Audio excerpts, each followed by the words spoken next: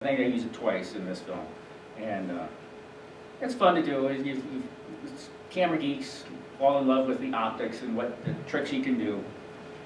And you're using it for a reason. You're using it to draw attention to the tooth and show it, and then show her reaction to it. So it actually is motivated by the story. Yeah, it's not just motivated. hey, here's the time to just do a trick.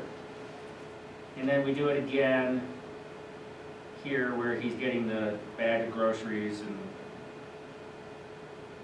For you this week? Well, that's all right.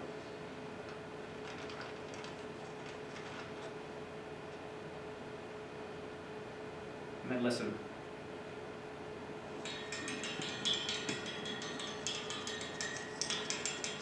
See how you started hearing the stick on the fence well before you cut to it. That's a nice editing technique that helps blend the scenes and transition from the inside of the church to the outside of the church.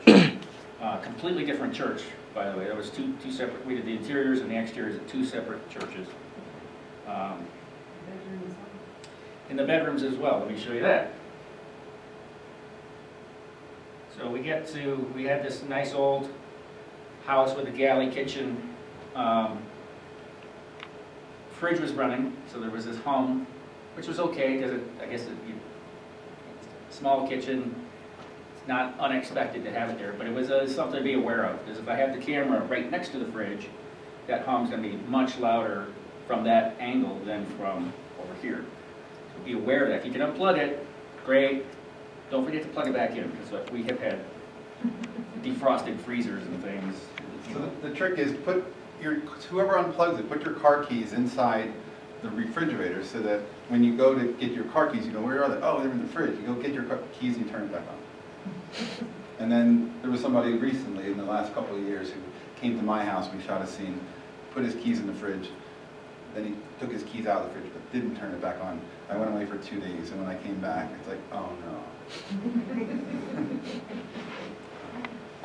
So movie magic, we had this house set up for, and then it turns out schedules got blurred up, and we shot the kitchen scene, and it was actually dark outside. So even the morning was shot at night with just lighting to make it look like morning. But we lost the location, so we ended up shooting the child's bedroom at a different place. So my photographer had a nice, would you hold the camera? He had a nice idea that when we're looking at her laying in bed, I passed a dish and a towel and did some of this right in front of the lens. And it helps tie the two locations together. Maybe it's not necessary at all, but watch how it plays. Oh.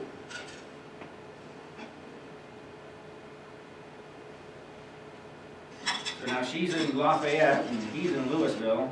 So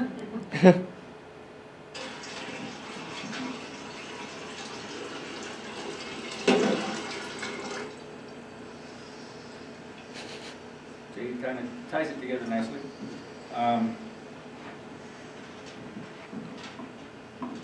Now, so it's nighttime, dark outside the windows. We shot the next morning scenes, right?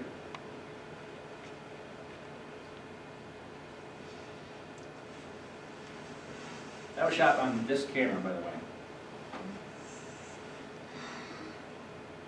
So here's a technique.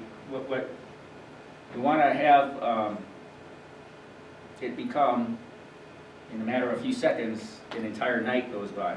So you lock the tripod down, and you have your lighting, ideally both nighttime lighting and daytime lighting, ready to go. And it's a matter of just flipping a switch, and then it's daytime. Now we actually bumped the camera, so you see a little bit of change of point of view, but it's subtle. Fall asleep. But we shot that. I mean, that was like 5 minutes later, and because we went outside and had this, what would be like, light's probably stronger than what you're going to get your hands on, but movie magic. If you put a 1,000-watt light outside the window, if you put it in the room, if you put a light right here in the room, you really have to like figure out how you're going to control the light that's coming out of it because it's right here. But if there's a window here and you go outside and you put it out the window, it's going to create a frame of light that comes in because you're outside something and you've got this big giant thing in front of it. So it's great to be able to put light outside. Just put some weight on it, on the legs of the light stand so it doesn't fall over. Yeah, and use the window blinds to add a pattern, makes it more of an interesting background anyway. There's a trick you can do, I've done, where just have somebody stand outside with that light to make sure it doesn't fall over, and then have them cut a tree branch down. And then right in front of the light, real close to the light, which will throw the branch out of focus on that wall, have them just gently move it. And it'll look like a tree blowing in the distance. And it's real out of focus, it's real subtle. That's it. So then, in the next moment, she sits up, and this has always bothered me. If you look out the window, you'll see the brake light of the car, because it's nighttime.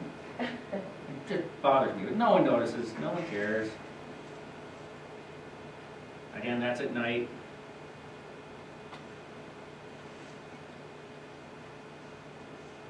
Brake light. Think.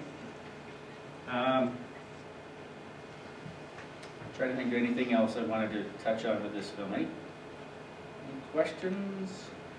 Now, short films, so I finished with that same dolly shot, right? Coming into the church.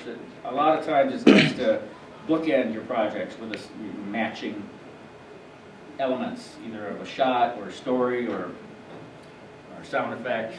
Are you guys using lights? Are you using external lights or are you using natural light?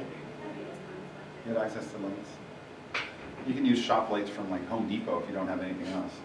And put a piece of tracing paper over the front of it just to kind of not get that grid pattern that they kind of throw. But you can kind of rig some way of softening the light. But So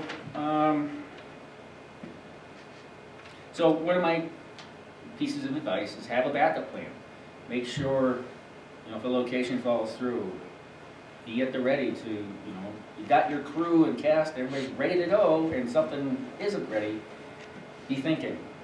Have a checklist of your shots, and because in the moment it's a lot of fun to be directing a film, but it's easy to forget all the details that you're trying to remember. And as a leading filmmaker, you're going to be the director, the producer, probably the writer, the editor.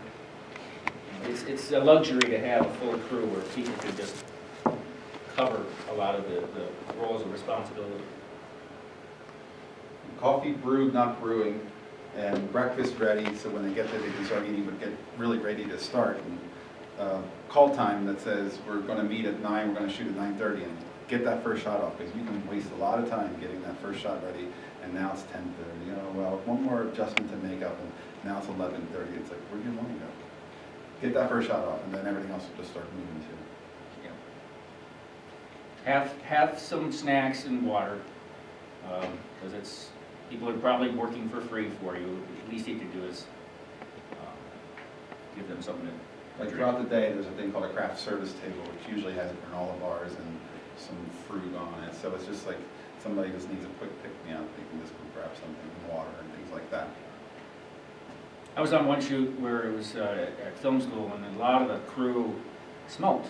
And I don't like smoking, but I also realized if I go too long and they haven't had a smoke break, they're going to get jittery and not pleasant to work with. And so have a bathroom break, give them a chance.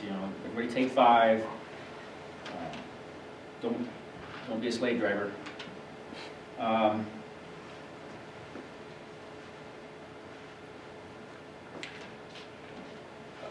For your gear, make sure you have extra memory cards, charged batteries, an extension cord.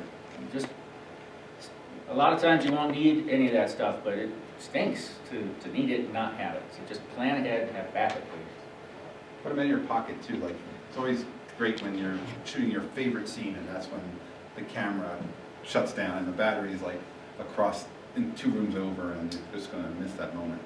Keep extra battery with you.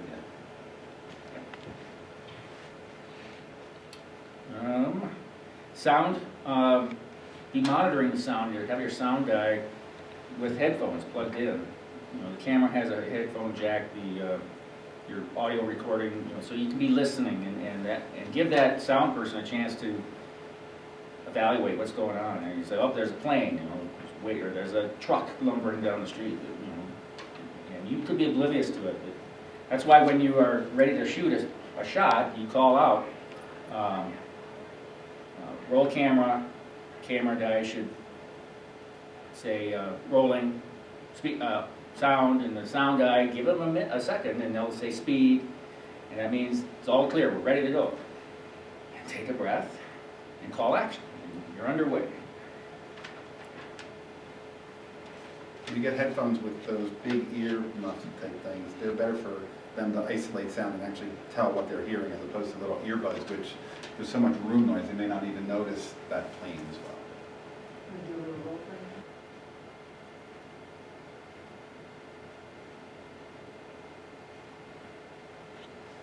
So there's you all saw this, Buster was a man. Let's just watch a few seconds here. He had a routine.